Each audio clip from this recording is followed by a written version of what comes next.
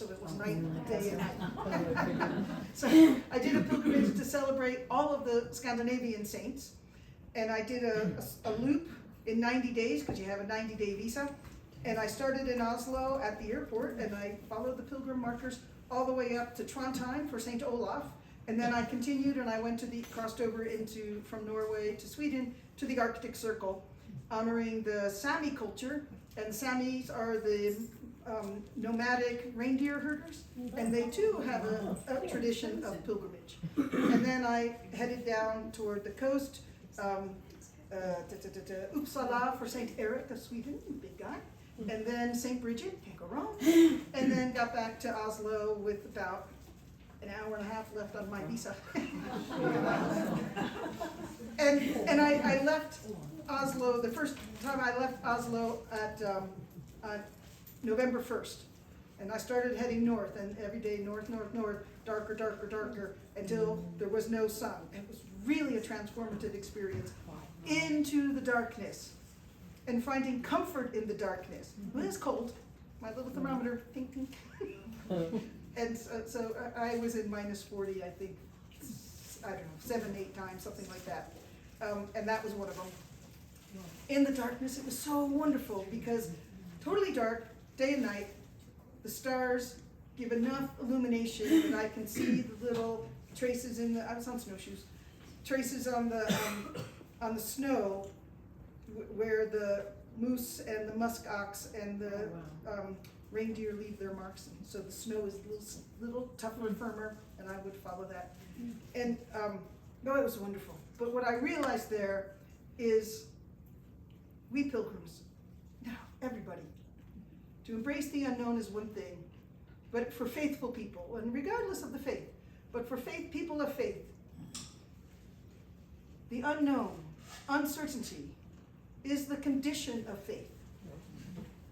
So it was really a good way to, I mean, I'm kind of fearless, and but that was just really a nice way of packaging it. Of course, there's no need to be afraid, and embracing the unknown, the uncertainty, is a condition of faith, and just live it everywhere. If you're gonna live it in your faith life, we'll live it in all life. Unknown, cool, it's a cool thing. And then I got further and further into darkness.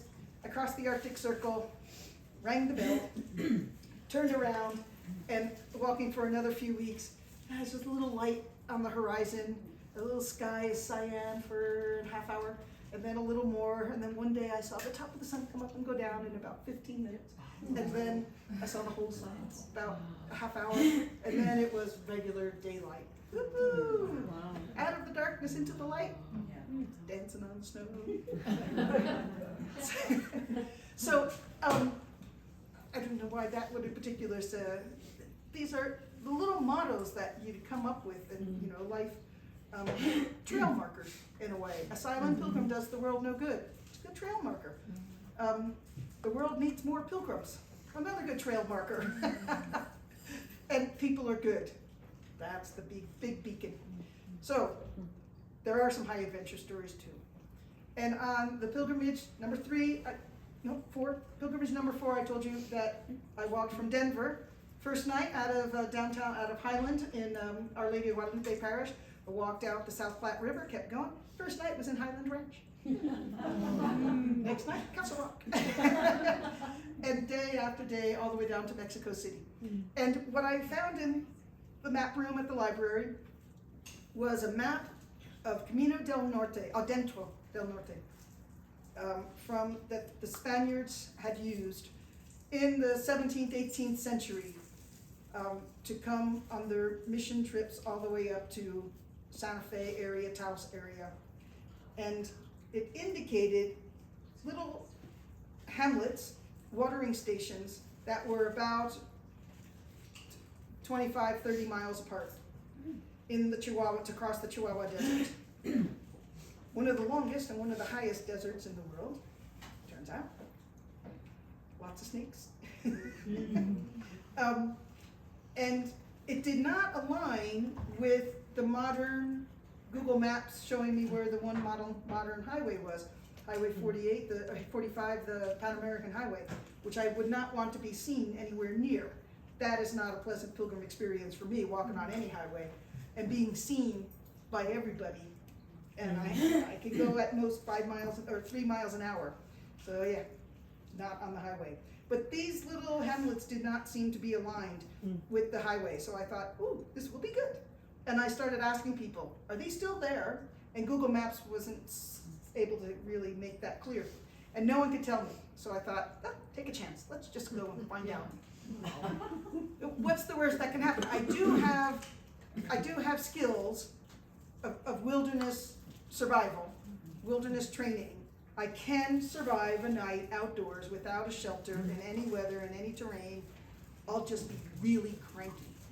So it's not what I want to do, but I know I can do. And just knowing that I have those skills allows me to go off and do things like this. So I kept asking on the way as I'm getting closer and closer. I went down through New Mexico, crossed it at El Paso, into Juarez, out of Juarez into the Chihuahua Desert. Kept asking, no one could tell me about that.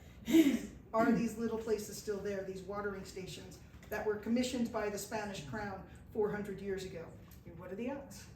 They might be there. Just because the map doesn't show them. People were just saying, no, it's suicide for you to continue. You can't do this. And I persisted, and I crossed the border, and I got into the desert, got past the sand dunes. I got to the first one. It was there. 3 little huts, scraggly cattle, chickens, small children. Hey, this is great. Mind if I spend the night? I'm a pilgrim. They're like, sure. You're heading south? No one has ever passed south here before. Okay. So, got to the second one, it was there. Yay! It's kind of hard to find because there's no road, there's no path, but yeah, tracks of the cattle, and then you get close and because they're adobe huts made of the same material. That's why I couldn't see them on Google Earth, because they just look the same. But I see the colorful laundry hanging out to dry. So, okay, I think it was the 3rd day out. Heading down. It's very rocky and irregular. There's big mountains all around. I'm just going logically, heading south into the sun. Once I left Colorado, I did not see another cloud until I walked up into the smog of Mexico City. So it's the morning when the sun is here, it's midday when the sun is here, it's afternoon when the sun is there. Brutal. Even though I left Denver in early October, it is still sunny. And there were still plenty of snakes and a few mountain lions and other things. And I'm heading south, and I see off to the side, there was like a big king cab pickup, but with really big tires, modified to drive off-road in the sand and on the rocks and through the cactus. I thought, oh, that's odd. Is there a road? No. Oh, there's something on the back of that king cab pickup. 4 mounted weapons, each with a man behind it, with the bandolier and weapons mounted on this big king cab pickup. Well, I can tell you what you can't do is hide your footprints in the sand. So there's no point in trying to outrun these guys. There's no point in... We're going to have an encounter. Let's make this peaceful. You have an encounter, try to say the first words. Keep that in mind. So the truck comes around and parks in front of me in the sun, and all 4 mounted automatic, these are like rocket launchers in the back, and these men are there. And 4 men get out of the cab, and they circle around me, so I'm like, 8 men are surrounding me. And the men who jumped out, they each had an automatic weapon and bandoliers and pistoles. I mean, they looked like they were heavily armed. They were scarred. I don't want to say they were ugly, it might hurt their feelings, but they were ugly. They were rough and scarred and rough. And one man was about my age. At the time I was, I think 40, 45, 46, something like that. He judged I was about my age. And the other men were all quite younger. And so I'm like, and they're all shouting at me in Spanish. I didn't really know Spanish that well then. And they're shouting at me in Spanish, and they're shouting things like, who are you? Where are you going? What's in your backpack? Why are you here? Who else is with you? Blah, blah, blah, blah, blah. And they're circling in on me, so I'm like, okay, now my back is to the truck with the mounted weapons, and I'm facing these 4 men, but we're in close quarters. And all these men had their weapons at me. And I was like, all I'm saying, smiling, calm, "Quién es jefe?" Who's the boss? "Quién es jefe? ¿Quién es jefe?" And I found this older man, he looked to be the only older one, so I figured he's the boss. And he was really close with me and still shouting. They're all shouting. I'm like, shouting, just calm down. And so we were so close. His weapon was like right in my face. I just kept pushing it away. Just say, "Stop that." Put that down. I want to talk to you. Put that down. Stop. Don't touch my weapon. And he finally shouted louder than everyone, "Why aren't you afraid?" Shut everybody up. And I said, "Well, calm down, guys. I'm a pilgrim. I've come from Denver, and I'm going to the Basilica of Guadalupe in Mexico." And as I said the words Basilica of Guadalupe, at least the men I could see put their weapon away and crossed themselves. Okay. But no, we gotta get those weapons right back under my face. You're like, "Hey, but why aren't you afraid?" And I said, "Look, calm down, guys. I am a pilgrim, all alone, with the Virgin Mary and all the angels and saints. Either my pilgrimage will end at Guadalupe, or it will end in heaven. You decide." Let's come. And he's like, "Oh," putting his weapon down. And he said, "Hey, pilgrim, would you pray for me?" I said, "Yes." So I had a little pouch, and I pulled out, very worn even by then. I said, "I have this little intention book. Just write your prayer intentions in my book, all of you." And I heard this one young man, it was so sweet, in a way, I mean, narco-traficantes, but sweet. And he said, "Hey, would you pray for my grandmother, because she always prays for me?" I was like, "Yes." "You have learned well, young man." So I said, "Put it away, or, pass it around."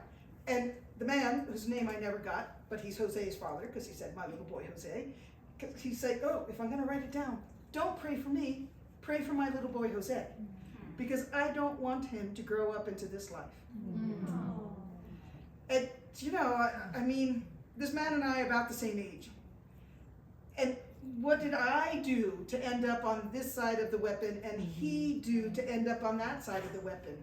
We were born at about the same time in different locations. It just is. And I learned right there at that moment, we've all heard before, it's not enough to love the ones who love you, you've got to love your enemies as well. I never thought of myself as having an enemy. But the narco-traficantes of the Chihuahua Desert who have guns to my head are not my friends. But I have to trust them, because first, they have all the guns.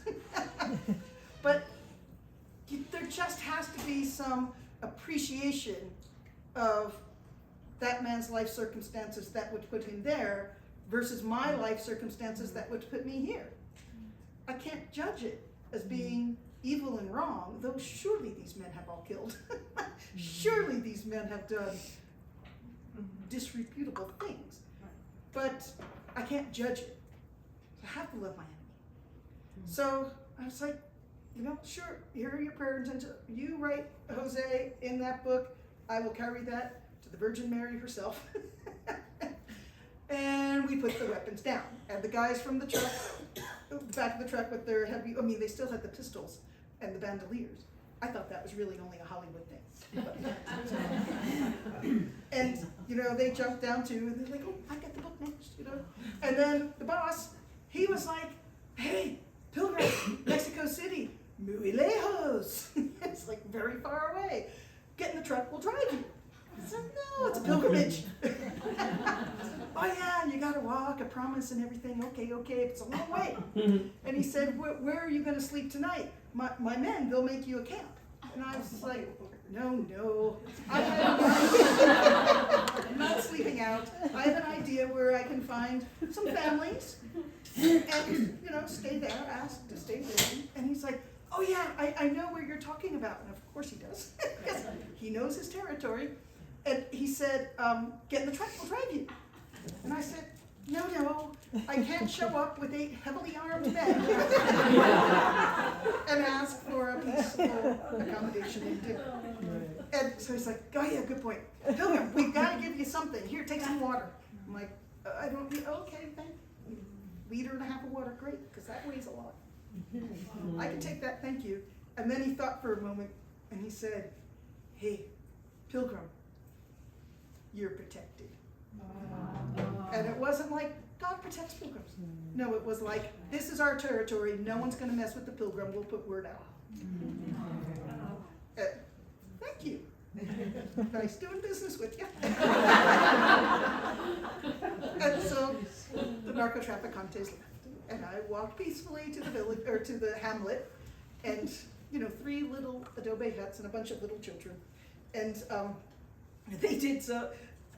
I don't know that it was a narco, I have no idea what all the communication was about me, but I know no narco-trafficantes came to me for quite a while after that.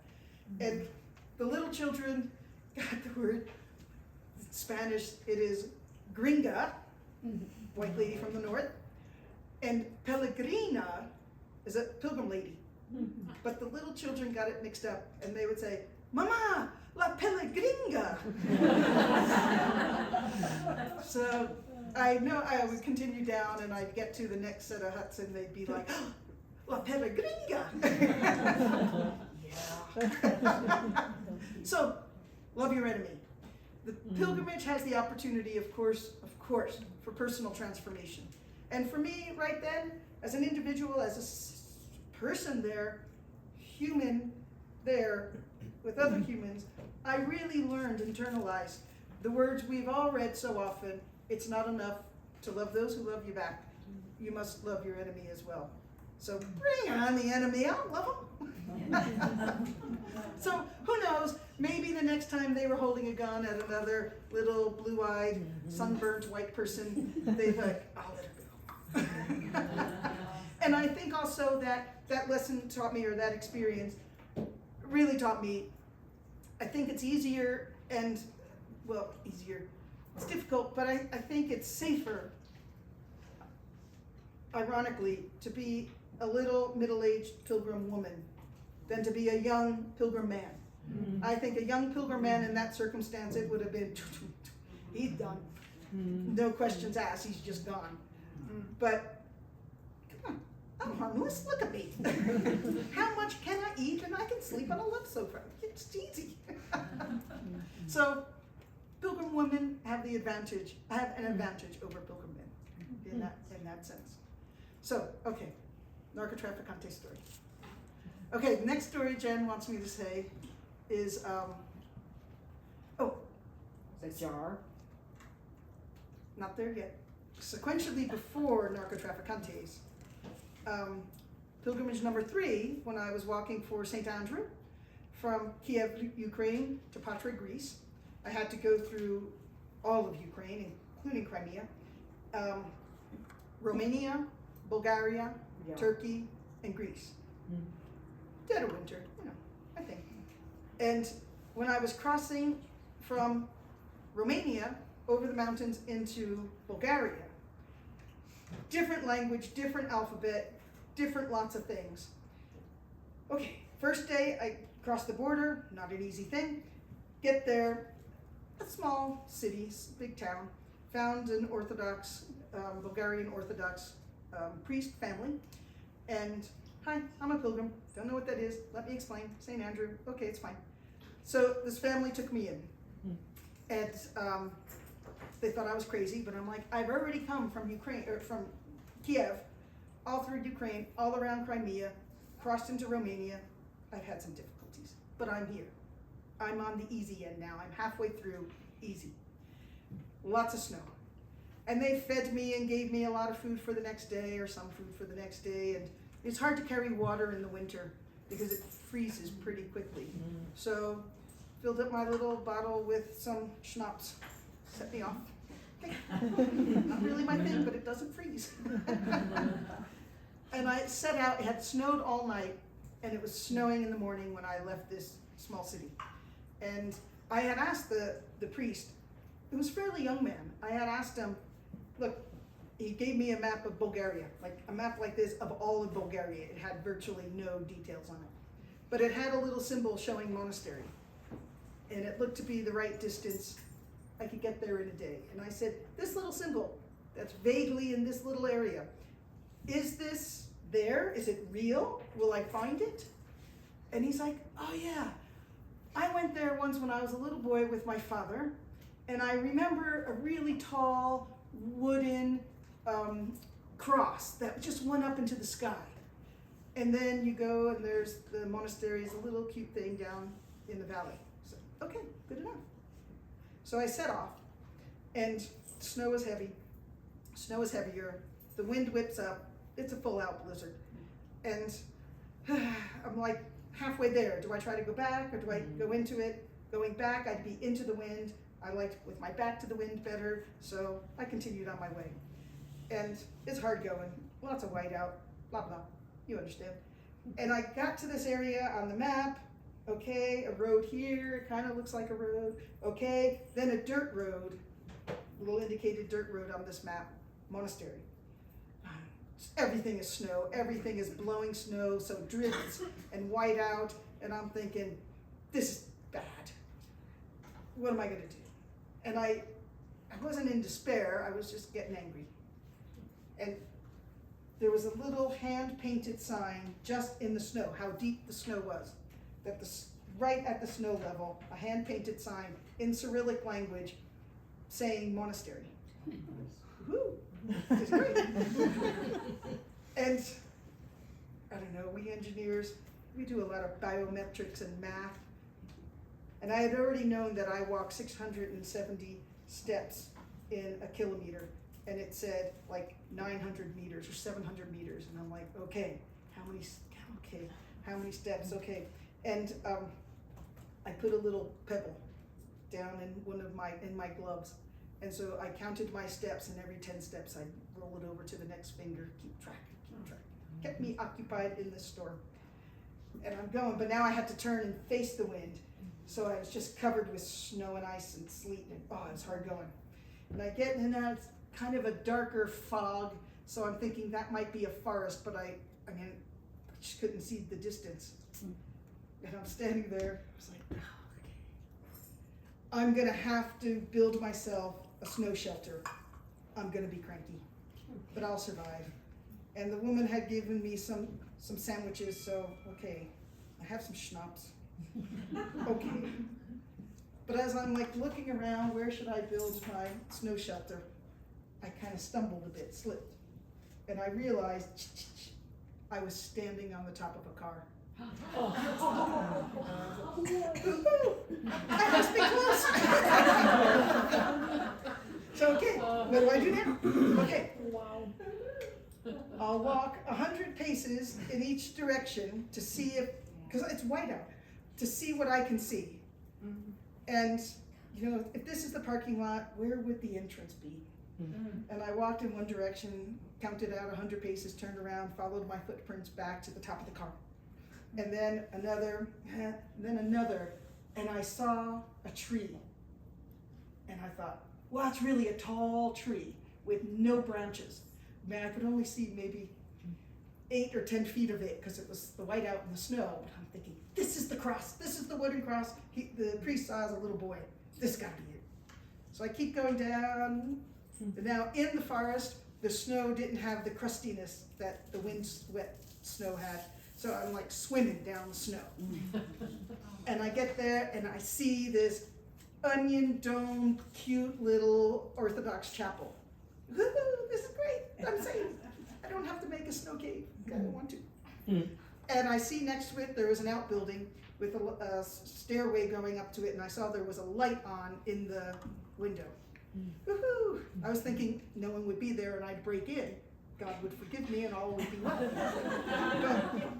But I saw in the window an Orthodox monk, their garb, and cooking at the stove. So I was looking in the kitchen window. And I'm trying to brush myself up. look calm. And I rapped on the window, and you never saw someone jump. There was this raging storm going on, and I'm just. He like dropped the pan, and he opens the door, and he pulls me in, and he babbling, because it's my day 2 in Bulgaria. And I hadn't talked to anyone all day, so I wasn't up on Bulgarian yet. And he's babbling, and I'm babbling, and the ice is falling off of me, and I take my pack off, and I look for a chair to sit down, and he goes and he gets some tea, very civilized, and we're still struggling. Okay, this is bad Russian, maybe Ukrainian, don't know. How does it fit? Didn't at all.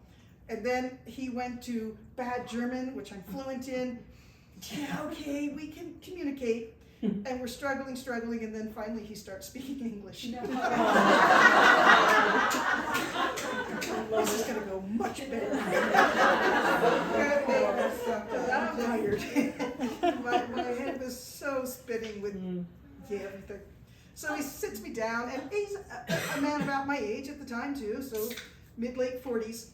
And he explained like he knew English because he grew up under communism. And he was told he had to be something, he didn't have a choice of his career. And then when communism was over, he retrained into computer science or computer electronics, something. So he was speaking English as English is written. So I know he never had many opportunities to speak English with an English speaker because it was, something like, why are you out in the night? What's night? Night. So the whole conversation went letter by letter. He was cute though, and he trained in computer something, and then he just felt called as a grown man to become an Orthodox monk, Bulgarian Orthodox monk. And so he was studying, but he had not yet made his final vows. And he was at this little isolated monastery or community to decide. And there was a prior and another monk, but they were out. They left early that morning to go to the same town I had walked out of. Well, it's like, they're not going to be back for days, fella, because that snow is deep on that little road. And so he's like, so technically I'm not allowed to be here with a woman and anybody. I'm not authorized. I'm not a full qualified monk yet, but you're a person and you need some help, and I'm going to help you. And the dear man, this while is cooking his meal, which was 1 chicken cutlet, a pile of sauteed or caramelized onions, and potatoes. And he cut everything exactly in half and put it on 2 plates. Oh, that was really sweet. So, okay, we're having this enjoyable dinner together. And we're right by me. I am nearly in the fire. Just thawing out. And afterwards, we had a nice conversation. I was just like, I'm still cold. I got to get out of my wet clothes. So let me go and do that. And he's like, yeah, let me clean up and then get ready. And he was like, I'll light another fire in another room where you can sleep. And I'm like, fella. I am sleeping right here at this fire in this warm room. And he's like, yeah, I get that. Okay, fine. I'll go get something, a cot or something, make up a bed. But then he said, okay, but I will leave. I will be back at 7 in the morning with an armful of wood, but you have plenty of wood here. Keep your fire going. I'll come back in the morning for breakfast. And he was jovial and nice, was kind. We were buddies. And I was like, okay. And he left. And in the Orthodox world, it says there's a rule that the monks can never sleep under the same roof as a woman. So even if it's a different end of the building or a different dormitory or whatever, he couldn't. So I wasn't going to sleep outside. And he was very gracious and insisting I sleep right there by the fire. But I think he went and spent the night in the chapel, because that was the only thing. There were some outbuildings, but everything had a continuous roof. And so, okay, that was sweet. But he comes in the morning, and he was like really a different guy. He was silent. He was just not that convivial. But we sit down at the table together. We had tea, and we had bread, and we had cheese. And, that's my phone, sorry. So we sit down together at the table, across from the table. And he's still kind of silent, something disturbing him. And I was like, how did you sleep? And he said, well, he spent the night in prayer and contemplation, reading everything he can find that talked about pilgrims. Because again, not since the age of our grandfather's grandfather had there been a pilgrim. And their idea of what a pilgrim was in the age of grandfather's grandfather was a man, two men traveling together, always in pairs, monks, and generally the most clever of the monks. And they were basically spies going around, keeping an eye on all the monasteries and how they were being managed. People had a fear. I mean, maybe they had a heartfelt spiritual undercurrent, but people had the fear that they were to be, not trusted and smarter than everyone, and so be careful. And so he's like, I'm sorry, look, you're a woman traveling alone. You're a Roman Catholic and you're an American. You don't fit the definition of pilgrim in any way. So I'm like, yeah, it's okay, but I am, and I have my credential, I can prove it, and accept my definition of pilgrim, and I'll accept yours. But he said, this is going to be a little bit lengthy, but he said, he found a story that comes from the Russian Orthodox tradition.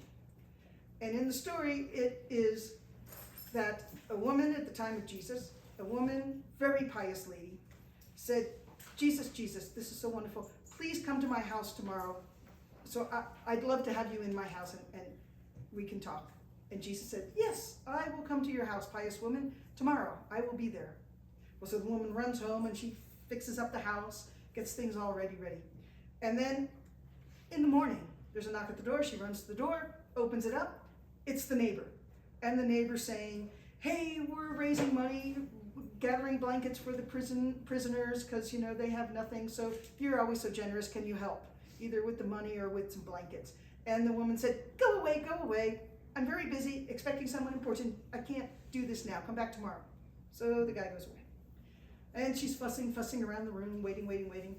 And then after midday, another knock at the door. She runs to the door, opens it up. It's a student.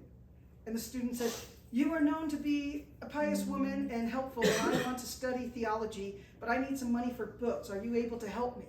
And she's like, go away, not today. I'm very busy waiting for someone important. Come back tomorrow. Okay, he leaves. End of the day, another knock at the door. Sun's gone down. She opens the door. It's a pilgrim. And the pilgrim says, dear woman, I've been told you are a very pious woman and helpful, and I'm a pilgrim and I need a place to sleep tonight. Can you help me?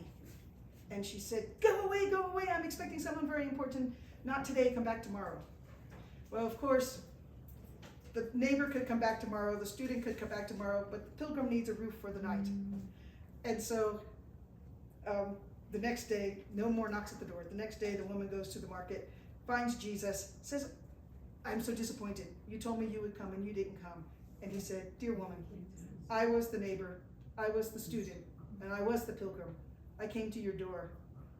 And when you turn away a pilgrim, you've turned away from me. And this monk is telling me, monk-to-be, is telling me this first thing in the morning, so serious. You're gonna choose you. You're me. And we're very close, we're across the table. And he's so serious.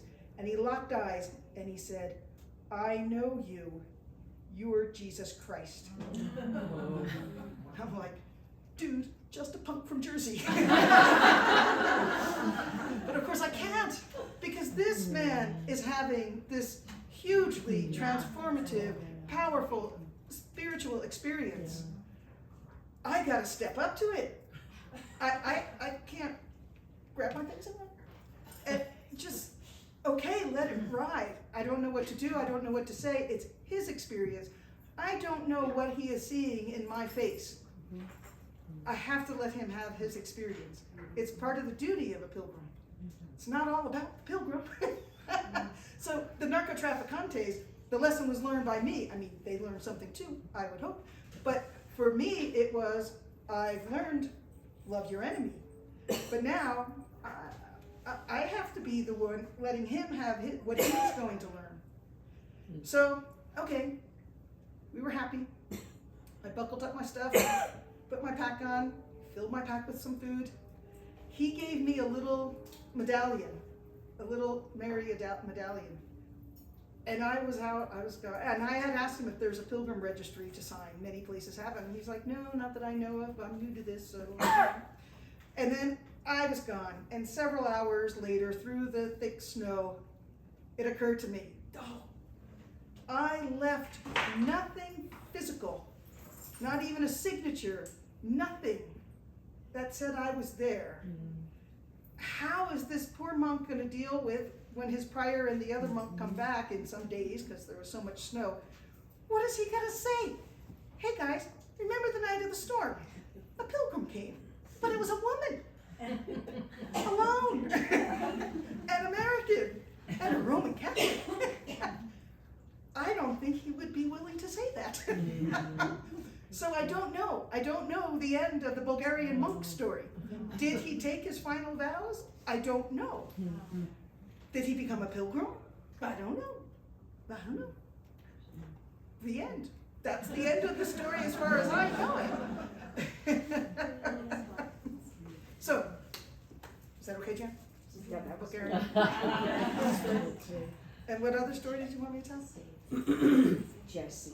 Oh, Jesse's story. Okay. Last story is Jesse's story. Oh, no. The abduction. Oh, pardon me. Abduction. Not the last story. The last story is the jar. Okay. Jan says we have to have a bonus story. So, okay, next story is the Jesse story. And the Jesse story happened, interestingly enough, not too far away, from, I was guiding a group of kids from Matchcliff High School during their spring break. And I said 18-year-olds and older, so seniors, and they were all boys. And I had with me this guy from Denver who has this kind of youth ministry, he's kind of a youth pastor, you might say. And he coordinated with getting these young men. And there were supposed to be 6 of them, but 5 showed up. So the 5 young men and this youth pastor, and then his assistant who was being trained in being a youth pastor. So we were a little group, and this is kind of a great one, the pilgrimage from Purgatory. There's Purgatory Mountain down in southern Colorado, and then we were taking the pilgrimage to Chimayo in New Mexico. So a week-long pilgrimage. It has some just difficult logistical things, so I haven't done it since this episode. And this was, I think, 2016. Did we do it in 2016? Yes. And so I think it was before that, or maybe it was spring break in 2016. Anyway, so here I am with these young men, 18-year-olds from Matchcliff High School, and the 2 older but still younger men, younger than I am, but older than the boys. We start, and we stayed in a ghost town. That was a lot of fun. We slept in the church, the only building left in the ghost town. And then we continued on. That was second day. And we're walking, and some rancher, just in the very bottom of Colorado, very southern border of Colorado, had gotten some buffalo. And so there were, I think, baby buffalo. So we just kind of at the fence on this dirt road, looking at the baby buffalo. Yeah, very nice. And here's this guy, a young man, 33 years old, we found out, named Jesse, and a real rough guy. Scraggly and thin, pallid, just a rough guy, rough language. And he was there and talking with us. He was there to look at the buffalo. And he didn't tell us much, but we're telling him about the pilgrimage. And after just a little while, I think he was walking away, and he was in his pickup truck down beyond, and he was walking back to his pickup truck to leave. But then he turned and he came back. And I was talking with this youth minister, and he comes back and he's like, hey, can anyone join this here pilgrimage? And I'm like, you can't say no to a pilgrim. Pilgrimage begins in the heart. You can't crush somebody. But this guy was rough, with rough language. And I had to make the decision, and I'm like, all right, here's the deal. No more rough language. These are good kids. These are boys, high school seniors, spring break. They're having a hurrah, an adventure, but it's a spiritual thing. These are good kids from a Catholic school. They're going to want to have Mass as often as I can find a priest. So that's part of our gig. You don't have to join the Mass if you don't want to, but that's an important part for us. And we don't want the rough language, and we don't want this rough stuff. But a pilgrimage to Chimayo, and he's like, my mother always goes to Chimayo, and she was always trying to get me to go to Chimayo, and I've never been there. I think I should go there. And I've run into you guys, and I think this is a message. I think I should go there. Well, I'm not going to say no to that. Besides, we outnumber him. So he joins our group. He gets in his pickup truck, and we were walking along this dirt road for a while. So he's like, gonna run home. He asked what he needed, and he got a ride back behind in somebody else's pickup truck, jumped out, the other truck left, and here we are. He's got like an old school rucksack and cowboy boots. And I'm like, oh, dude's not gonna last the day, or we'll all be dead by morning. And to the youth minister, and he's like, okay, but this is on you. So we pilgrims tend to spread out. You're all walking at your own pace. And that right after that incident where we picked up Jesse, we entered the Jicarilla Apache land, and then just on the edge of their land is a Catholic school, poor little grammar school. One sister, teaching sister left. She's the principal. And then mostly it's, what's the teaching, Volunteers, Teachers of America or some group, AmeriCorps, something, anyway. Young teachers. And so they knew we were coming. I had met them before, and we would sleep in the classrooms. And then in the morning, we could have the breakfast, and then whatever classroom we slept in, we were gonna be obligated to talk to those kids in that class. And so here, this guy, Jesse, is in like 4th grade classroom. I don't know what's going on in there. But what we had learned, even in that first half day that Jesse was walking with us, was, just got out of federal prison for the 3rd time, all dealing with drugs. And he was wearing like a Western style cotton shirt, and it was warm, so he rolls up his sleeves, and he had scars up and down his arms. And so he was bonding with the boys. I mean, these are good boys. He was really bonding with them. So I don't know the details of these conversations because it's not for me to intrude. And I'm not the mother hen type. No, I'm an operations manager. As long as we're operating well, it's all good to me.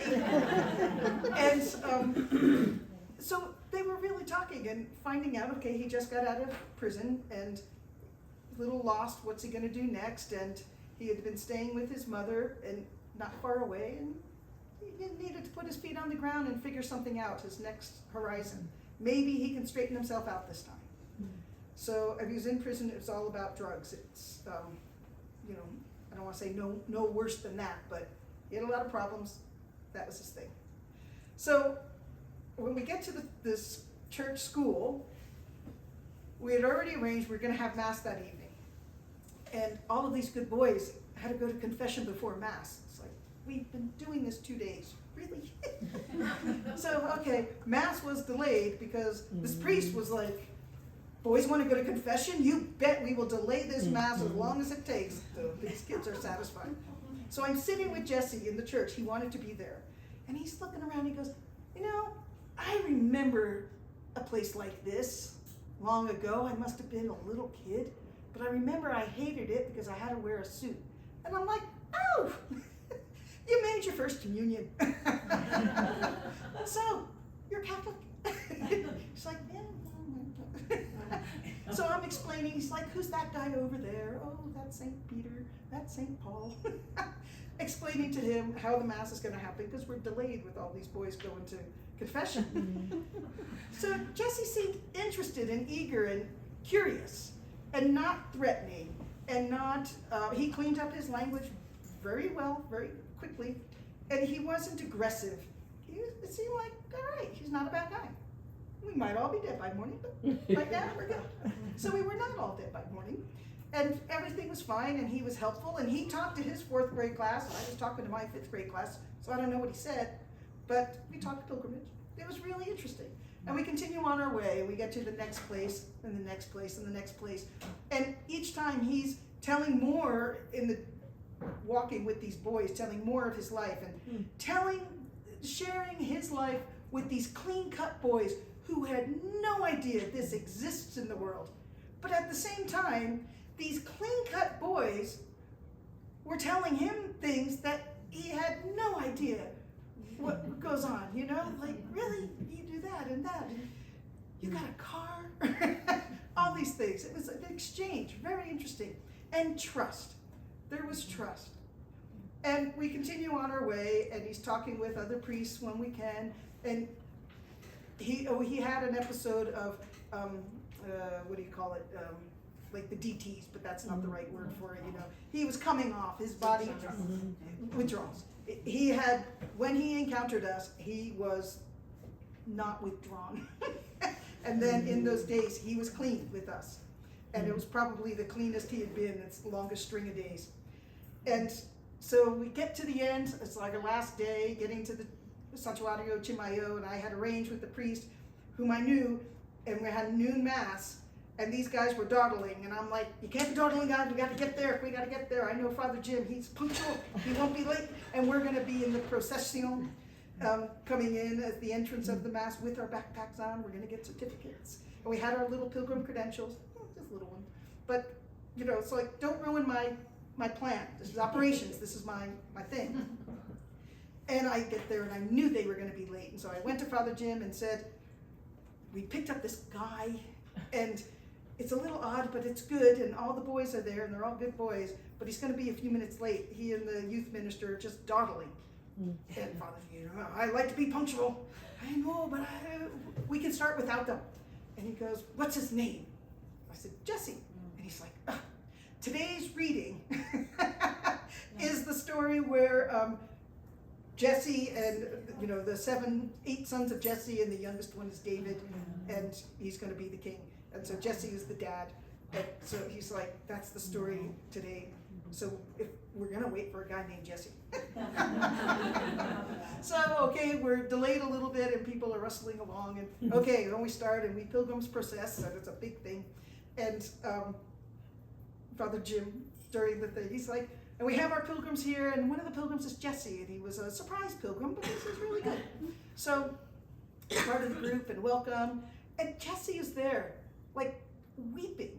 This rough, scarred, he had his head was shaved, and he had all these prison tattoos, like just carved tattoos in his head with strange symbols. And his hair was growing in a little bit, so he was rough, tattooed everywhere, and he's weeping. He was so transformed by this pilgrim experience. And there were some sisters there that I knew who came there to be there when we were arriving, and they lived near him, because afterwards he's like, I gotta get home somehow, I'll try to hitchhike, but it's like, sisters, would you take him? And they're like, yeah, but first we're gonna go and see the film. There was a film about Christ, I don't remember, the Passion of Christ, was one of them, a couple of years ago, and they're like, we don't get to town with the movie theater very often, so we're gonna go to the movies, he can come with us. So, and one of the sisters was had macular degeneration, so she had the big dark glasses. So, 2 sisters, elderly sisters, one of them was blind, and this rough shaved headed tattooed guy. Look, man, enjoy the film. And then they drove him all the way home. His mother was happy. That's what the sisters later told me. Okay, so great pilgrimage. I get back to Denver. It wasn't, preparing for my next pilgrimage, it wasn't a few months later that I get a call, unknown number, but northern New Mexico number, so I'm like, okay. So I took the call, and it was like, hi, this is Ann. I'm Debbie, I'm Jesse's mom. And I'm like, oh cool, Jesse's mom. Because Jesse wanted to, he liked the pilgrimage, he liked his pilgrim credential, and he was telling me all about a story of the one boyhood friend of his who's been the only friend who stuck with him all through his periods in prison. And the friend had an industrial accident and was really banged up, but was recovering. And he's like, when my friend is recovered, do you think he and I can take this pilgrimage together? I was like, absolutely. Here are 2 blank pilgrim credentials. You just think about it. You don't even need me, but if you want me, get in touch with me. and I'll help you guys plan it and organize it, but this is great, good luck to you. And so Jesse's mother got my number from that, and so yeah, Jesse, and I'm like, oh, are you guys gonna take the pilgrimage? Because we all love Jesse, and I've been thinking about him lately, if he and his friend had taken the pilgrimage on their own. And she said, Jesse's dead. Jesse's been murdered. Jesse's old life caught up to him. And his body was found tossed off of a highway down a ravine, and he's dead. But she was kind of sobby, of course, and she said, but you let him live. When he came back from the pilgrimage, she told me that he was so, like, the pilgrimage was great, but the biggest thing he took away from that pilgrimage, according to his mother, was I trusted him. He thought for sure when he said, can anyone join this here pilgrimage? He thought for sure I would say no. But I said, yes, come along with us. Here are the rules. And he obeyed those rules, and he was transformed.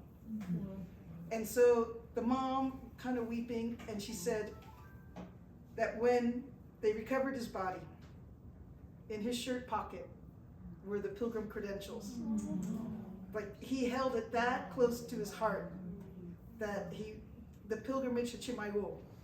It wasn't even the like arriving at the shrine. We always have the destination. For him, it really was the journey.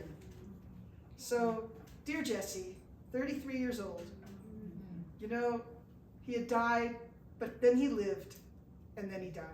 And his mother wanted to let me know that she felt she was terrified, you know, just horrified that he had died, but that he had that window of opportunity to live before he died. So you never know what a pilgrimage is going to do. It can transform a person, but it can transform the whole community. And those boys really did bond with Jesse, and it was a mutual thing.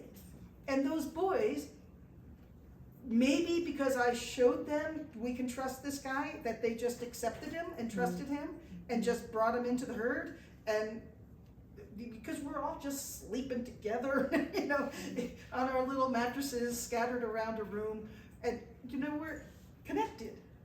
And we're not walking together as a scrum every day. We spread out, but we'll encounter each other and talk for a bit and continue on. And one of the boys in particular kind of became more buddy-ish with him, even in that short week.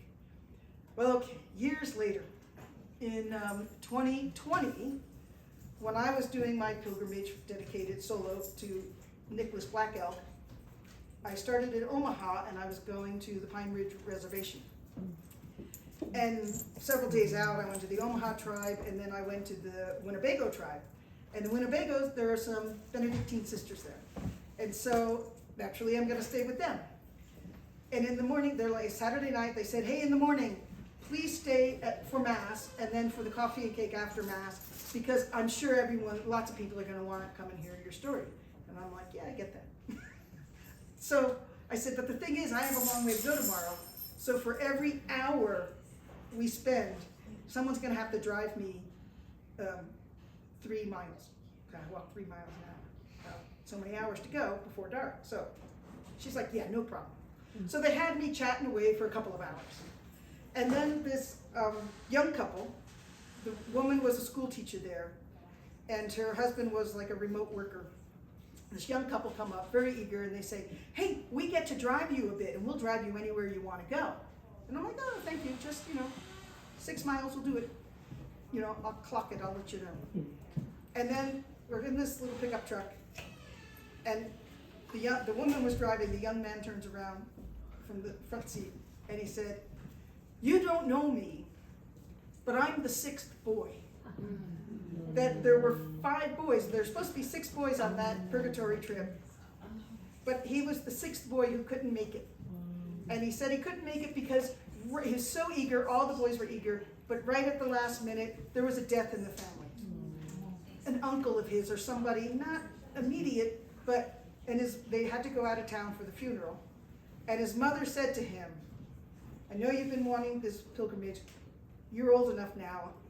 You make the decision. Do you want to go to the funeral or do you want to go on the pilgrimage? And the boy said, I should go to the funeral. The mother thought he was an idiot. So he didn't go on the pilgrimage. But afterwards, all his best buddies were telling him all the stories of the pilgrimage, including Jesse. And he told me, he filled me in, that one of the boys, the one who was really close, closer with Jesse than the others, he had already been accepted to school. He was going to go and study biomedical engineering.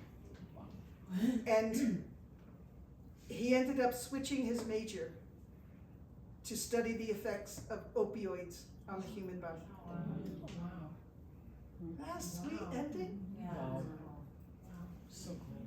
So you never know. You never know how that network goes from a pilgrimage. Pilgrims are pilgrims, but you never know. You just got to get out there. I show up, I let God do the rest. What is? Do I have to continue, or are we like at the end of the night? I have stories that can go 17 years. I know, what are you guys, are you done? Oh, The abduction people. oh, okay. Many Then, yeah, the little abduction. Okay. There I was in Libya during their civil wars. And I was there 2 months after Gaddafi had been killed. And all the way across from Morocco, all through Algeria was its own story, Tunisia, all the way across. There were active battles and bombings, and pretty much every night we're hearing, rocket fire and feeling reverberations. And wherever I stayed with families, they were so happy that I was there. Bedouin families, Berber families, a couple of small towny families, but mostly, it's a big desert, that's Sahara. So mostly I was in the Sahara with nomadic people with their sheep and goats and stuff. And I was so welcomed. Not only is hospitality an important thing for all of the Arab cultures, but for the Muslims, pilgrimage is an important pillar of their faith. They can't make pilgrimages. I could never say I'm on a pilgrimage to Jerusalem or even to Israel, but I could say I'm on a pilgrimage to the Holy Land, El Quds. I'm on the pilgrimage to El Quds, and they're like, wow, that's great, because no Muslim can make a pilgrimage to Jerusalem, and no Christian can no non-Muslim can make a pilgrimage to Mecca, but they're both equally important pilgrim destinations. So they were so happy to have a pilgrim going to the Holy Land and hospitality anyway. So, it was good.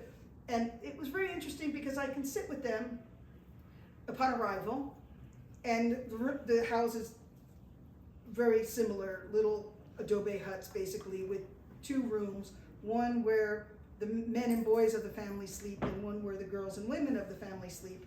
And again, it's all on the carpet rolled out under the same blankets. Pretty cold there in the winter. And the cooking is done outside on a fire, but inside you can sit in a circle and eat together. And there are just protocol rules. You eat with your hands off of trays, little piles of food everywhere and bread. And as long as my hand did not enter a tray that a man's hand entered, all was well. And I had no need to wear a veil that would indicate that I'm Muslim, which I'm not. And they would look at me and they would see I'm white and I'm European. I therefore am Christian, because they're there, so they must be Muslim. So they just think it's attached to your territory. But it's absolutely forbidden to evangelize Christianity. The missionaries, it just can't work. You can't be a missionary there.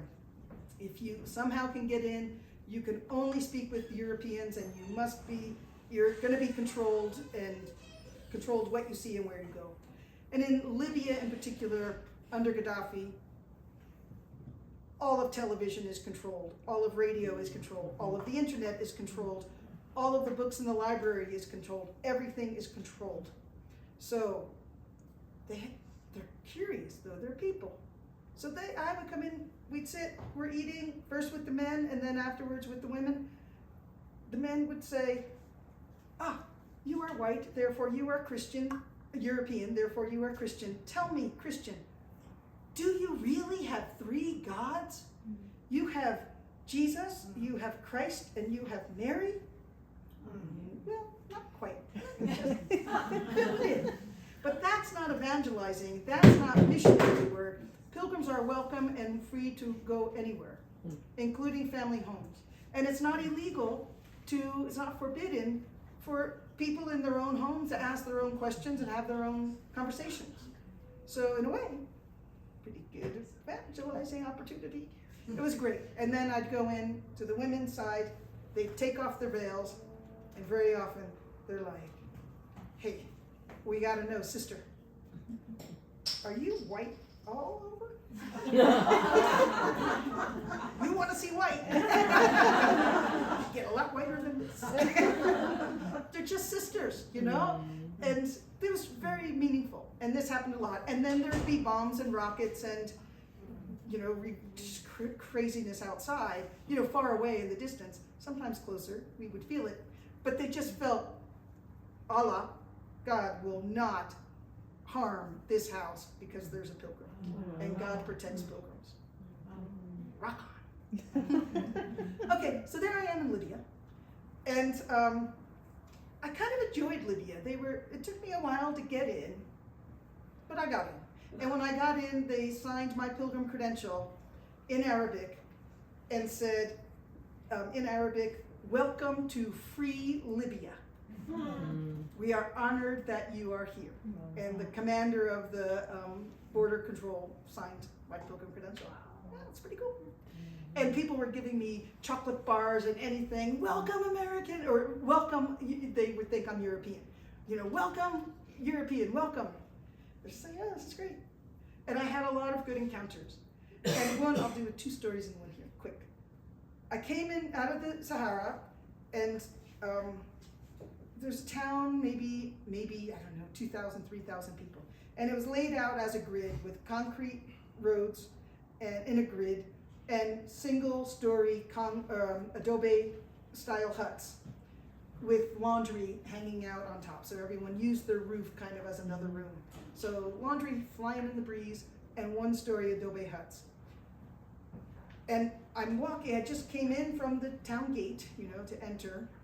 The only one road coming in and it going all the way across. It's the main road and then goes out the other gate on the other side, maybe half mile, 3/4 of a mile away. Maybe, yeah. So just a block in, I suddenly hear and see rapid gunfire ahead of me, crossing me. I was like, uh-oh. I like battles at night where I'm in someone's home safely protected. And there was a opening, a doorway in an adobe hut, and I just stepped into it. And when my eyes adjusted, I could see it was a fishmonger. He had newspaper and fish laid out on the floor, and in the garb of Libyan. And he was surprised to see me, and we're both surprised that there was this gunfire in the middle of the day. It's like maybe 10 in the morning. So I said, bad Arabic, because I started my Arabic in Morocco, and it changes. So, really bad Arabic. And limited vocabulary. So I said to the man, I am a pilgrim walking to the Holy Land. I have nothing to do with this war, because I didn't know the word for battle. So then when you say I have nothing to do with this war, it just sounds so, important, like high level. But it was just more like, I gotta hide from this battle. But that's all I could say, I was limited. I have nothing to do with this war. And he's like, yeah. So we're both kind of cowering in this doorway. And after just hardly an instant, here comes a little group of soldiers, Civil War, it's hard to say, good guys, bad guys, they're all carrying guns.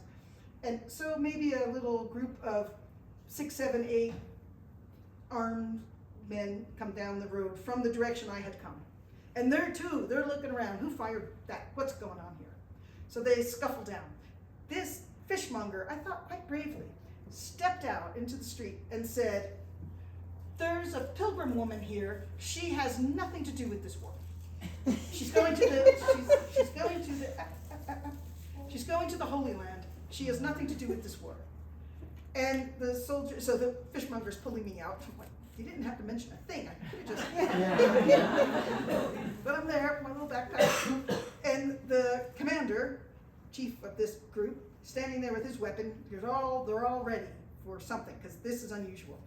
And he sizes me up, and he's like, okay. And there was a soldier behind him who had a backpack, and in it, he pulled out a megaphone, and the soldier's backpack had amplifier in it. So with this coiled wire attached to this poor guy, he shouts down through this megaphone, "There's a pilgrim woman here going to the Holy Land. She has nothing to do with this war." They're all using the same words that I had said. So he puts that back, and he points, okay, go down Main Street here. Really? Flashback to my narcotraficante friends in Mexico. Either my pilgrimage ends in the Holy Land or my pilgrimage ends in heaven right now. So I start walking down, and I am trying not to look left or right. No signals, nothing. But I could see in my periphery, people were kind of scurrying about. And I did see, like, there was a woman with a couple of small children and other people just scurrying about. And it took me about 12-15 minutes to walk through Main Street of this little village town, I don't know, a couple thousand people. And I walked past the gates out of the wall of this little place. And really, I was just 2 steps out when I heard again. Wow. So, I did not stop the war, but I paused a battle, and maybe I'd like to think enough time for mothers to gather their children and shopkeepers to close up and get home to protect their families, and a pause. And the world needs more pilgrims. Not crazy. Okay, so with that experience behind me, like, I walked through the battle. I continued on my way. I went through Tripoli. I kept going along the coast, go, heading toward Sarт. So in the district of Benghazi. Might ring a bell. Some problems there. And I'm out on the beach mostly. Carefree. Life is good. And I see some laundry hanging, blowing in the wind, and a couple of little huts. I thought, oh, people, maybe I can get some water. And then I did not quite take close enough look to see that all the laundry were men's boxer shorts and t-shirts. I'm like, oh, it's not a family unit, no. And on the beach were all of these crates that held, empty now, but held guns, and all of the printing stenciled on the outsides of the crates were all in Cyrillic. Uh-oh. So, as I walk by, bravely smiling and saying, "Hi guys, I'm just a pilgrim going to the Holy Land, don't bother with me." And I passed them by, and they were waving, and one guy's like, "It's unusual to see someone like you here." And I'm like, "Hey, do you have any water?" And he's like, "Yeah, sure." He gives me some water. I'm like, "Okay, great, bye guys." And I continued on my way, and I was going fast. And yeah, they started coming after me. These were soldiers, and these were Gaddafi soldiers. So these were soldiers who did not believe Gaddafi had been killed 2 months before, and they were hardcore Gaddafiers, you know, that's what they like. And I have nothing to do with the politics. I don't care who's carrying the gun. I want nothing to do with it.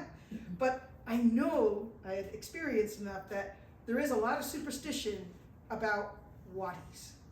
There's a lot of superstitions about jinns, the genies. And so people kept calling me one jinn or another. You walked out of the forest, you're a forest jinn. Because they just couldn't believe anyone would just be walking there. So I must be some sort of magical fairy figure. You're the genie and the sea genie. And then I was like, yeah, I'm going to be a wadi genie right now.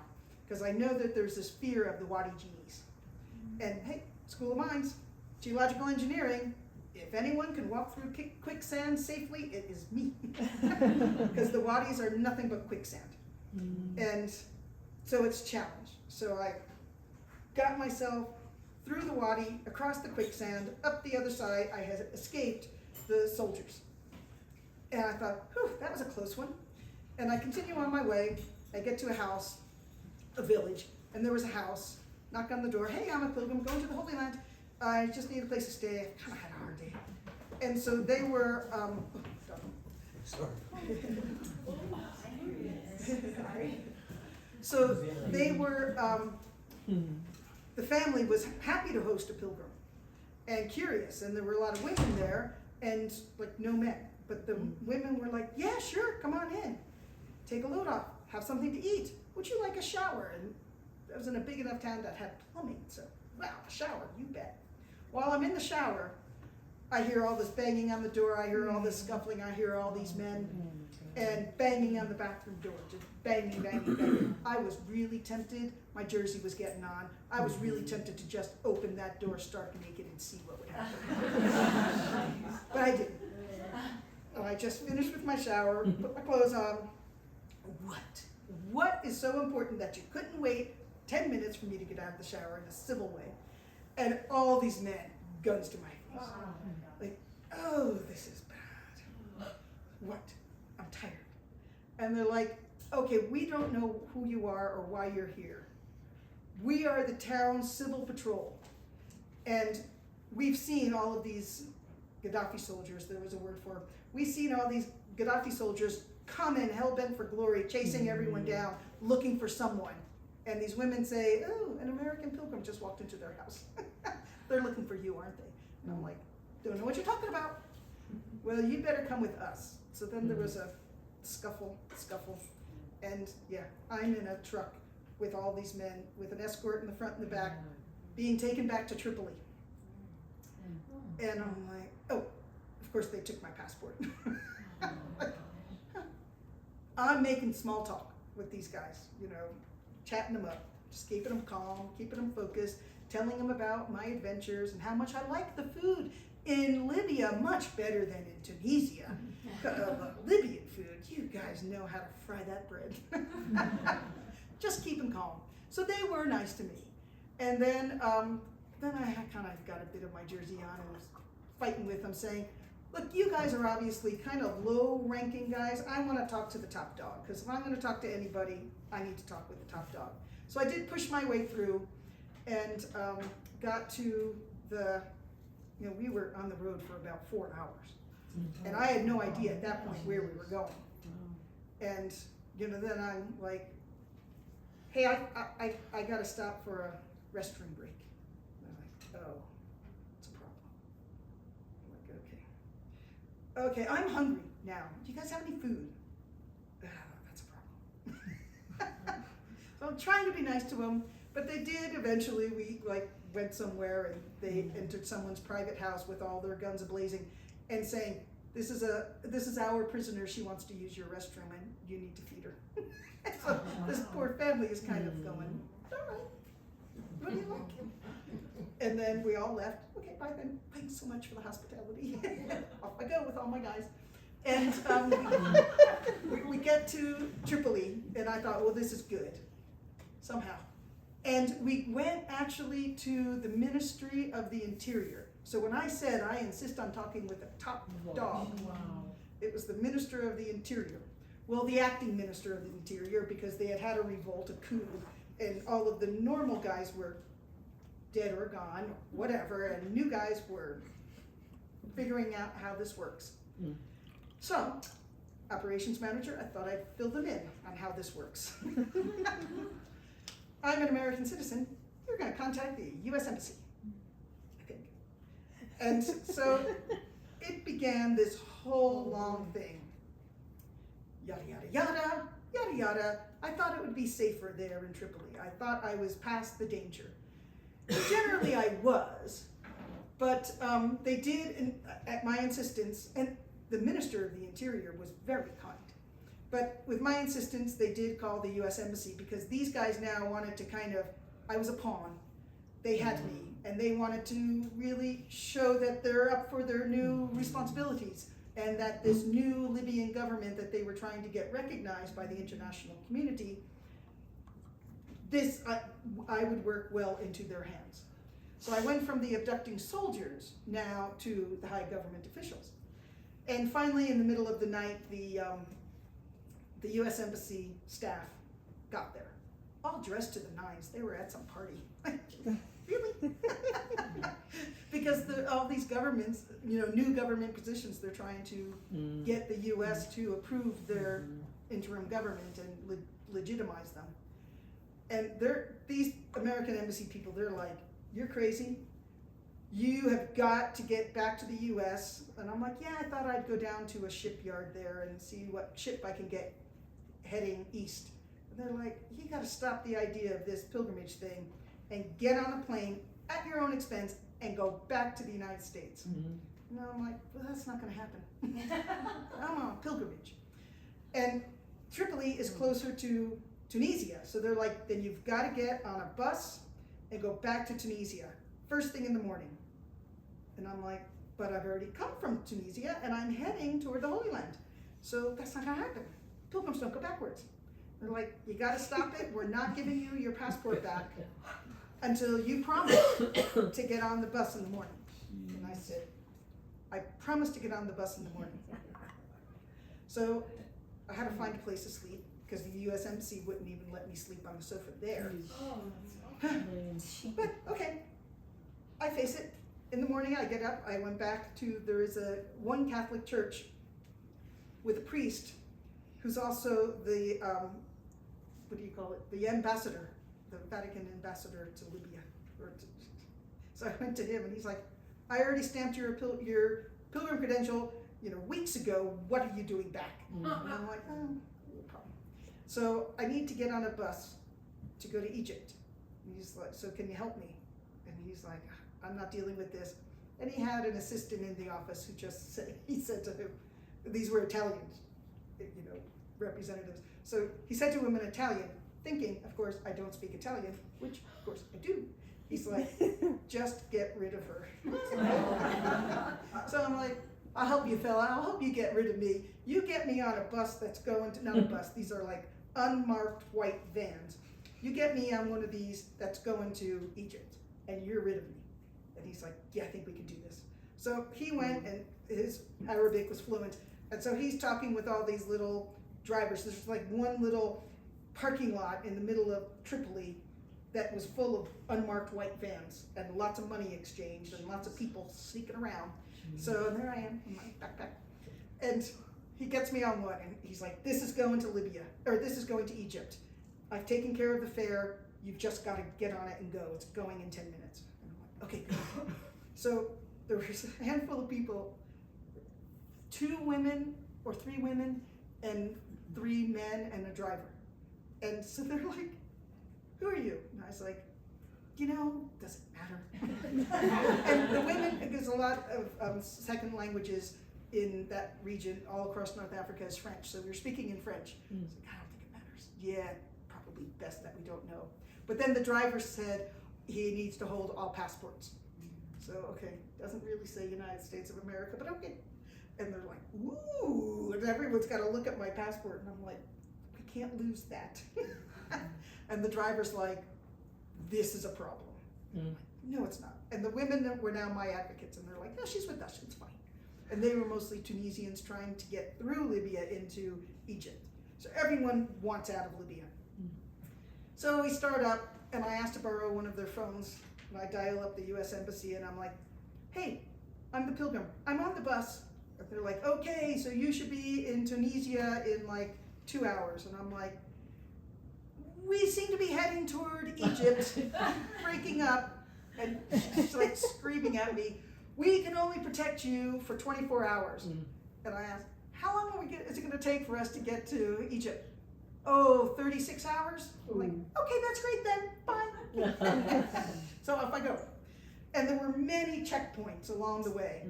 And of course I had like not much with me. And these women had food, and it was all really fun. We made it into a road trip. But there were all these military checkpoints along the way. And at the beginning, the driver would hand over all the passports and just pray. I could just like, oh, this is gonna be bad. But they were just looking in, and then they were okay. Like, no one stopped me. But the women weren't happy. And there were other stops because the sand would blow on the road, and so all the men had to get out with shovels and clear the road. And the women were there with me, making mud from the sand and rubbing it all over my face, and put a veil on me that went over my backpack, because I did not take my backpack off the whole time. So they put a veil over everything, so I looked like just a hunchback with muddy face, and they're like, perfect, now just don't open your eyes. So then, you know, the checkpoint guards would look in and look over and go, oh, okay, good. The driver stopped passing out my passport, just had a bundle of them, and they'd look in, okay, good enough. So, okay, we're thinking, this is good, we're a team now. I'm chatting everyone up, and we're laughing at my bad Arabic, and so I'll laugh at myself if it keeps things, you know, jovial. But around 2 a.m, we're past Benghazi. Things are difficult. It's snowing, it's windy, it's cold, there's no heat in the van, and we're stopped. And then the soldiers say passports, and the driver did not hand over mine, but they insisted, you know, we're doing a head count. Who's this? And I'm embarrassed because I have all this sand all over my face, and so I'm like, yeah, I'm the American, you know, it's my passport. And they're like, out. All of you, out. And they put us, there was a bonfire, it was really cold. There was a bonfire in a little hut. And then the men had to stand outside where it was freezing, and there were only 2 other women. So the 3 women, we were standing inside near this fire with the guard, and I'm screaming at them, no one has anything to do with this. This is me. I'm the one you want. Let the rest of them go. Don't worry about, don't disturb them. Let them go, let them go. And they're like, shut up, American. Like, there's no way to speak to a woman. And so, you know, we're bantering, and we're waiting. It's cold, and we didn't know why. Why are we waiting? Everyone was certain they were just gonna take me out and shoot me. And the women were crying and speaking to me in French, saying, you know, give us your information, we'll call your family, you know, after it's done. Everyone was convinced this is it. And I'm like, well, either the pilgrimage ends, the Holy Land, the pilgrimage ends in heaven. And finally, after 45 minutes or something, big noise, ruckus going on, and here comes this big man, soldier in uniforms, a general, 3 stars. And he comes in to this little hut, he had a duck. And he's like, you're the American. He said, this is all in Arabic. You're the American. And the women are helping me to translate beyond this conversation. Yeah, okay. So the women had to stay there and be witnesses. And they were just weak in the knees, trembling and sobbing. Buck up. And then this giant soldier says, you know, documenti. And I'm like, you have my passport. That's all I have. And he's like saying in Arabic, you're a pilgrim. Documenti. So I'm thinking, he's going to take my pilgrim credentials. It was written in Spanish, in French, in Italian, in Arabic, in Berber, in the Berber language, which had been forbidden under Gaddafi. And then I was there, and there's all this graffiti everywhere in the Berber alphabet, the Berber language. And in my pilgrim credential, Berber. So, yeah, I'm going to take this. And he opens it up, and he flips to the page that said, welcome to free Libya. And he's like, yes. Then he flips ahead to the next blank page, and he gets a pen, and he signs it. Wow. Thank you for visiting. And it was January 1st in our calendar, but they have a different calendar. And this is your new year. Happy New Year. No. And he wrote, you are safe to the Egyptian border. Wow. So, these women were like collapsing. Come on, girls. Come on, fellas, all over, we can go now. And it was like another 4-hour drive through this storm and wind and sand and to get to Egypt, but we were all happy about it.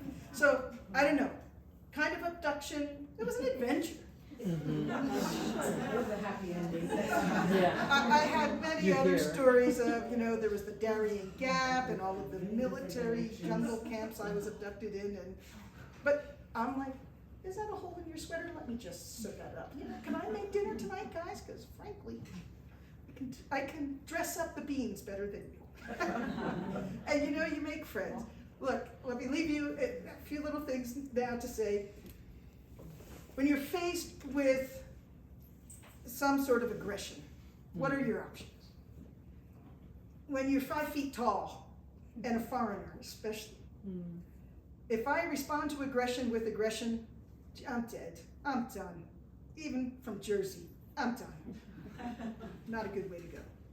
If I respond to aggression with defiance, you can't do that, I'm a pilgrim. You can't do that, I'm American. You can't do that, I'm a woman. You can't do that, I just don't want it done. I'm dead. It's just no way to form consensus. Okay, aggression is out, defiance is out. If I respond to aggression with fear, that's the worst. Oh, no, don't put your hand, I'm afraid, don't do that. Oh, yeah, they got me. I'm done. Not the way to go. Rationally, the only way to deal with aggression with a positive outcome is to stay calm and smile. Hey brother, hey sister, let's talk about this. Narco-traffic content, get the gun out of my face. This is no way to have a conversation. So, here it is. I am passionate about living a meaningful life, knowing that God created me for a purpose. I recognize that with my physical and intellectual and spiritual capacities, my purpose is to serve God and humanity as a servant pilgrim, the art of which I embrace with enthusiasm, and I strive to master. And I have the total agency to do this. No one is telling me what to do. No one is stopping me from doing it. I do it because I want to. I live it. I say it. Every hour, every day, I am a servant pilgrim. It's up to me to be me. I owe it to God. Thank you. Maybe one of you one day will be a pilgrim, or maybe one of you will host a pilgrim, or maybe one of you will see a narco-trafficante and say, was your dad, are you Jose? So I'm really honored, I'm really happy that you guys came out to hear this story tonight, and again, thanking our host, Kristine. Well, we don't have time at all for your questions. I'm so sorry. Well, what can we do to support you, support pilgrims? Is there anything we can do? Well, as a mendicant, I do accept tips and donations. Sometimes people offer me their frequent flyer mileage so that I can fly. Sometimes if you ever purchase something at REI and you get the dividend, you can just tell them, hey, put this for Sieben, and I get my little dividends. So buy a lot of things, buy a few things. How would we go about doing that? If we want to give you donations, financial donations, how do we go about doing that? You say, hey, here.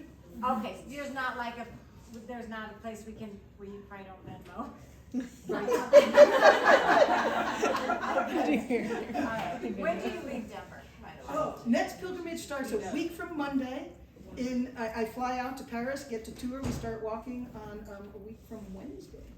So Wow. I'm here another week. Okay. And then I come back, just a little window in July. I'm taking then a group. Anyone can sign up to go up to Canada to walk from Montreal to Quebec City. And that's 3 weeks as well. Then I come back to Denver. Anyone who wants to go to Chimayo, we're walking Chimayo to San Luis. So 8 days of walking, culturally diverse. Jamming my and then I'm back. This is how I am. I pop in, I pop out. Okay. And then I go away for the winter on my solo pilgrimages because I'm winter pilgrim. That's your program. Well, if you guys have a desire to do that, you can contact me and I can get Anna a donation before she leaves town. And what other kind of questions? Yeah, I'm so sorry. It's Jan's fault. She kept saying stories. They're amazing stories. Thank you. I love that one about Chelsea. Okay. Do you have contact information or? Yeah, on those The boards QR there, code. societyofservantspilgrims.com. Okay. Lil, did you have one? I don't know what's in my Yeah. What's in your backpack? It's not full yet. How many socks and But, underwear? no, I have a pair of socks and undies on now, and there's a pair of socks and undies I carry. Just to wash one? every night, pilgrim duties. Okay, Wash your socks and undies. okay. Maybe also your t-shirt, maybe your handkerchief or bandana. And it's funny when you're with a group of pilgrims and you, everyone's washed their socks and undies and you want, happiness is dry socks. Yeah. So you wanna try to get the afternoon sun, so you put them outside. These are pilgrim prayer flags, just blowing in the wind, your socks and undies. So one extra set of socks and undies. There's, I generally, it's not in here right now, but in the front part, evening shoes. So I wear my heavy boots, and then I would put I have a little lightweight pair of sandals that I carry there. I know Jesus sent out the 70, and he's like, don't even bring sandals. Well, they weren't in the snow and the rain and harsh conditions. I like my sandals in the evening shoes. And I always walk in high visibility green, a t-shirt or a jacket or an anorak or extra shell. But in the evenings, just to tone it down a bit, I have the black hoodie. What do you think about when you walk? People ask me that all the time, and often I'll have some lingering nuggets to chew on from my evening before or that morning. But I can tell you, there's even crossing a desert, you got a lot going on. There's navigation and safety, security, crocodiles, wolves, all these things. You just got to be on the alert. So, and then timing. Am I going to make it to that town before the sun comes down, or is that a storm coming in? So it's like you have to be present in the moment for your own safety and security. So you can't just be zoned out, thinking, and go, wait a minute, did I miss that turn? So there are contemplative or meditative elements. And when I'm alone on pilgrimage, I generally read the offices of the day. So the lauds in the morning, the set of prayers in the morning, and the set of prayers in the evening. Though usually I can tell you the best thing about pilgrimage, nearly every night you're in a state of blissful exhaustion. And there's no time to do anything. Chatting with people into the wee hours of the night, it's like, I gotta go to sleep now, because I still have to get up and leave in the morning. It's a pilgrim's obligation to leave.